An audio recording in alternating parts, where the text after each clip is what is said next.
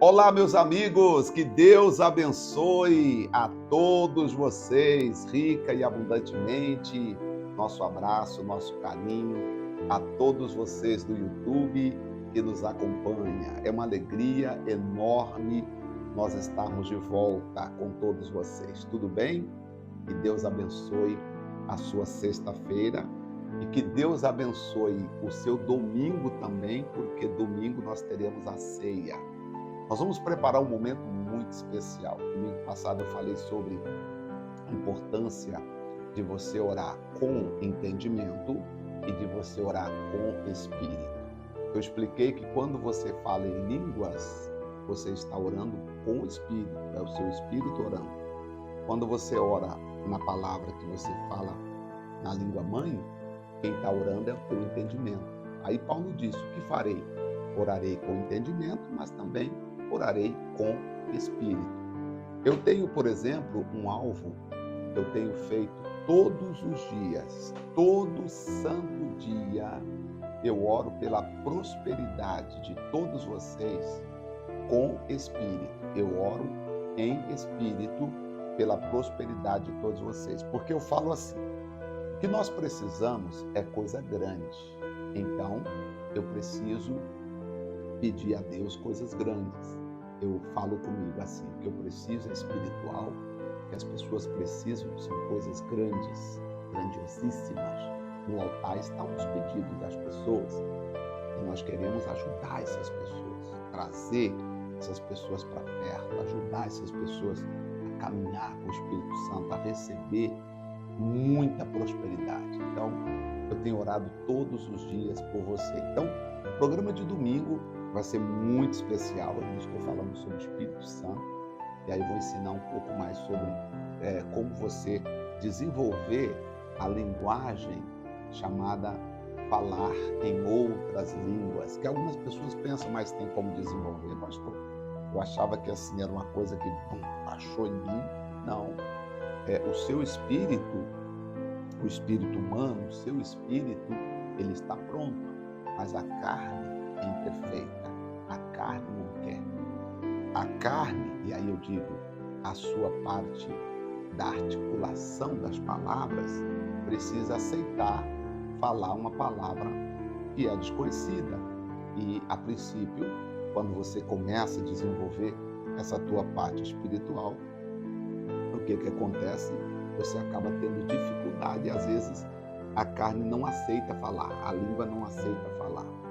É como Jesus disse, o Espírito é que vivifica, a carne para nada serve.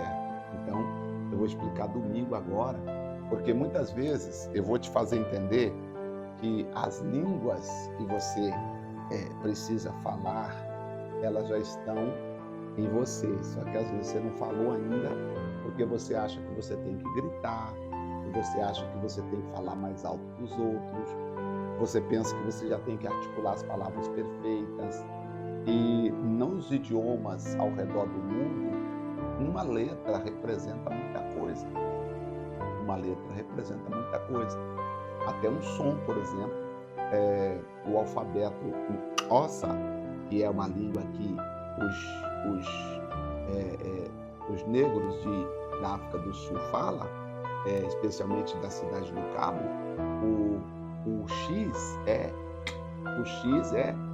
então, o X se pedir para um sul-africano que fala falar o X, ele vai X, nós falamos X, X em inglês, X em português. Se você pedir para ele falar na língua dele, ele vai fazer esse som. Aí você fala X, fala X, ele falou X, em inglês, X. Agora nossa, aí ele vai falar, você fala, não, estou pedindo para falar X, isso é o X. Tem uma outra, eu não sei se é o B, mas eu não sei se é o Q, que é só isso. Eu pedi para falar, fala a letra B, a letra X, eu vou depois trazer para vocês. Traz a letra tal, fala a letra tal, ele vai fazer esse sinal. Aí você fica assim, fala, Deus do céu. Tudo isso aconteceu lá quando Deus confundiu a linguagem do povo, na Torre de Babel. Agora, a grandeza de tudo isso é que o Espírito Santo concede que falemos uma língua que não conhecemos para adorar a Deus em espírito e em verdade. Você não pode faltar domingo na igreja que você vai conhecer. Agora, você que nos acompanha em outras cidades, São Paulo, São Carlos, Guarulhos, Tangará da Serra, Rondonópolis, Belo Horizonte, Rio de Janeiro, você que nos acompanha em Pernambuco, Salvador, aí você precisa fazer desse culto de domingo o seu culto devocional. Sabe o culto que você para ouvir? Porque a palavra que você vai ouvir, hoje, infelizmente, existem pessoas pregando o evangelho que, infelizmente, não é o evangelho de Cristo. É com tristeza que eu falo isso, porque existem pessoas pregando outro evangelho. Não estão ensinando o amadurecimento cristão. Quando eu vejo a palavra, eu preciso desse amadurecimento cristão. Eu tinha a Bíblia, a primeira Bíblia que eu tive, né? Eu tenho ela tinha até há pouco tempo, e alguns materiais de valor sentimental, o pessoal acabou deixando estragar lá na outra igreja, e eu não tenho como, porque se eu for cobrar, como é que eles vão me pagar de materiais de valor sentimental? Não é verdade? Acho que não tem como pagar, porque tem valor sentimental. Tem coisas que não tem valor financeiro, mas tem um valor sentimental muito grande. E aí, mas desde que eu aceitei a Jesus, eu sempre gostei de estudar, de ler a Bíblia, de aprender e de saber o que Deus está falando conosco. Então, por isso, faça desses programas que nós temos feito aqui o programa da sua vida, para você aprender, para você crescer, para você conhecer de fato as coisas que Deus tem preparado para nós. Por exemplo, eu falo com você hoje quando Jesus andou sobre o mar. João capítulo 6, versículo 16. Pense comigo aqui. Chegada a tarde, os seus discípulos desceram para o mar. Entraram num barco e começaram a atravessar o mar, rumo a Cafarnaum. Já estava escuro e Jesus ainda não viera encontrá-los. Tem hora que nós vamos andando na vida também, na certeza de que estamos fazendo certo. Mas pode ter momento em que a manifestação de Deus ainda não veio, porque eles entraram no barco, passaram para Cafarnaum andando, de repente escurece. Todos nós passamos por dias claros e dias escuros. E Jesus ainda não veio, ou ainda não tinha vindo ao encontro deles. Você sabe que o diabo aproveita quando a gente parece que dá aquela vacilada para ele poder agitar. O diabo sempre tentou agitar o mar contra Jesus. Não é a primeira vez. Várias vezes ele tentou agitar. Quando Jesus atravessa do outro lado para a terra dos Gadarenos, o diabo agitou o mar. Jesus vai para a terra do Geraseno, o diabo agita o mar. Então, Jesus entra e dorme no navio, no barco, o diabo agita o mar. Então, sempre o diabo queria fazer alguma coisa grave contra Jesus nas águas.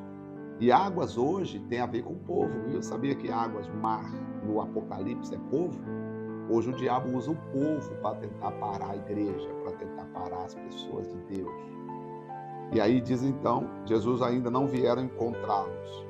O mar agitava-se por causa de um forte vento que soprava. Às vezes o vento está soprando tão forte que está agitando o mar.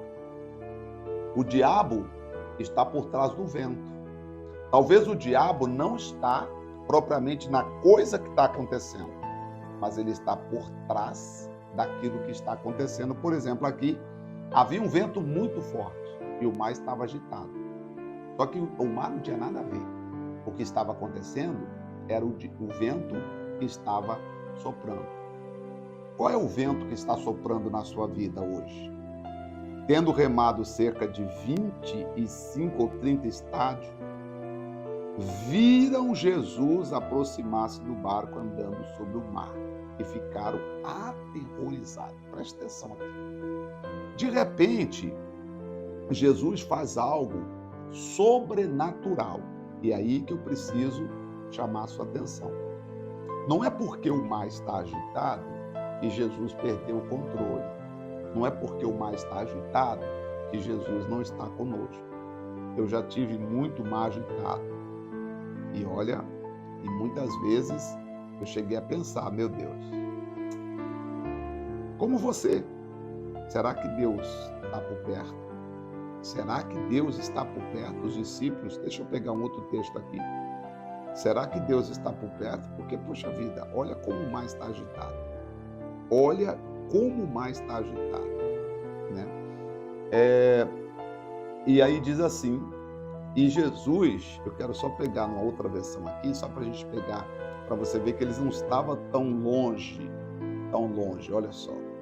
Diz então aqui o texto que quando estava escuro, Jesus ainda não tinha vindo a encontrar-se com eles. De repente, um vento forte começou a soprar e levantar as ondas. Tá? Então, o vento forte que faz as ondas se levantar. O diabo não estava nas ondas, o diabo estava no vento forte, aquele vento que estava soprando. Os discípulos já tinham remado uns 5 ou 6 quilômetros, mar adentro. Então, quer dizer, não tinha como voltar mais. Talvez você esteja nessa situação e não tem como você voltar. Você está numa situação, não tem como voltar. Como é que você vai voltar? Você já navegou, já é noite, e você já navegou uns 5 ou 6 quilômetros. Você vai voltar como? Como que você vai voltar? Aquele caso que a gente fala, ir para frente é ruim, ficar é pior. E voltar não dá. E aí, quando viram Jesus andando em cima da água e chegando perto do barco, ficaram com muito medo. Porque assim, eles pensaram, como é que vamos conseguir chegar? Mas quem que está vindo andando sobre as ondas? Você vê que às vezes tem pessoas que elas estão esperando Jesus fazer alguma coisa, mas quando Jesus vem para fazer, elas se assustam, porque elas acham que Jesus não tem condições de andar sobre o problema que ela está vivendo. Ela acha que o problema que ela está vivendo é maior do que o poder de Jesus. Ela fala assim, como eu vou andar? Como? Aí Jesus vem andando sobre as águas. Ou seja, o que Jesus está demonstrando aqui? O vento é forte, as ondas são grandes, mas eu sou maior. E Jesus vem andando sobre as águas, e então Jesus diz, não tenhas medo. Não tenhas medo, sou eu. Então eles o receberam com prazer no barco e logo chegaram ao lugar para onde estavam indo. Eu quero que você receba Jesus também no seu barco. Seu barco é sua vida, sua família, sua casa. O Jesus que nós estamos falando aqui, ele pode andar sobre os problemas. Você precisa levantá-lo, você precisa acreditar nele. Os discípulos aqui não creram que Jesus seria maior do que o problema que eles estavam enfrentando. O problema que eles estavam enfrentando aqui era sério. Eles estavam numa grande tempestade. De repente você vê alguém andando sobre as águas, você fala, meu Deus, espera aí. Será que essa pessoa vindo andando sobre as águas? Olha o que nós estamos enfrentando e essa pessoa vindo andando. Quer dizer, fora da lógica humana. Mas é aí, meu amigo, que Deus entra. É aí que Deus trabalha. Deus trabalha fora da lógica humana. Deus trabalha fora do que talvez você possa estar sentindo. Deus faz mais além daquilo que nós pedimos ou pensamos. Eu não sei quem é você, onde você está me assistindo. Talvez você esteja sendo levado por um vento forte, ondas tempestuosas, tentando arremessar a sua vida para os cantos. Só que hoje, em nome de Jesus, nós vamos orar para Deus entrar no nosso barco, para Deus entrar na nossa vida. Quando Deus entra no seu barco, quando Deus entra na sua vida, pode ter certeza que você consegue chegar ao lugar de destino. E a minha oração hoje é que você chegue do outro lado e viva o que tem do outro lado, para que você veja a grande maravilha que o Senhor Deus tem para todos nós. Vamos orar? Senhor nosso Deus e nosso querido Pai Celestial. Pai de nosso Senhor e Salvador Jesus Cristo. É com alegria, é com amor, é com fé, é com o coração voltado para a nossa alegria que estamos aqui, Pai, pedindo ao Senhor que tenha compaixão e estenda as tuas mãos para todas as pessoas que estão orando conosco agora e onde quer que elas estiverem orando. Quero que elas recebam agora a alegria, quero que elas recebam agora a presença do Senhor, porque quando Jesus entraram no barco, os discípulos receberam o Senhor com prazer, com alegria. Em outras palavras, eles disseram graças a Deus. Finalmente as coisas aconteceram, finalmente mudou tudo. É isso que eu quero que essa pessoa também diga, meu Pai. Que ela diga breve, mudou tudo na minha vida. Graças a Deus, o Senhor Jesus entrou e a minha vida foi transformada. O Senhor Jesus entrou e a minha vida foi mudada. Pai, em o nome de nosso Senhor e Salvador Jesus Cristo, coloco todos nas tuas mãos, Pai. Entrego homens e mulheres e crianças, e esse é o nosso programa de hoje. Sejam livres em nome de Jesus. Sejam abençoados em nome de Jesus Cristo. E a você que consagra aí um copo com água, eu abençoo essa água também, para que você receba a bênção e a graça de Deus, em nome do Pai, do Filho e do Espírito Santo. Que o Espírito de Deus visite a cada um de vocês, no nome de Jesus. Amém? Graças a Deus. Pode agora beber da sua água.